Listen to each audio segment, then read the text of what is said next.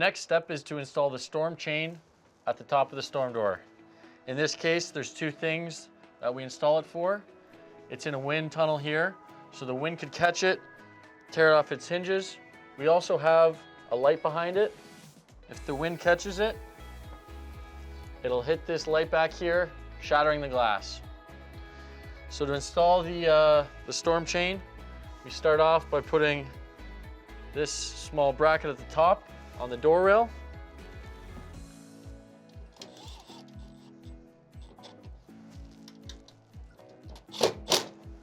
You want to install this roughly in the middle of the door, 16, 17 inches.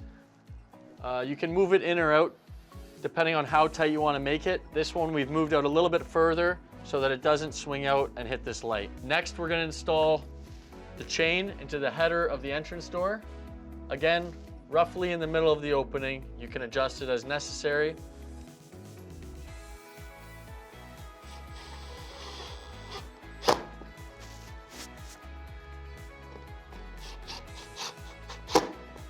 And then take this pin and set it in place.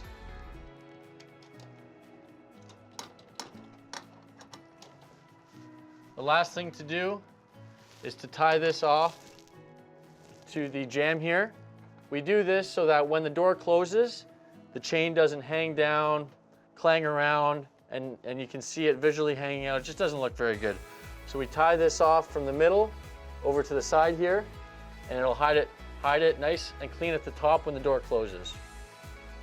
So again, for this, most of the time you pick the halfway point, insert it,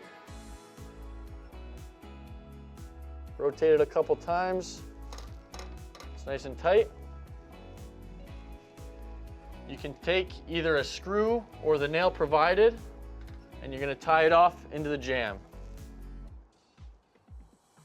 Usually I would close the door to do this, it's a bit easier, but for the purpose of filming, we're going to do it this way.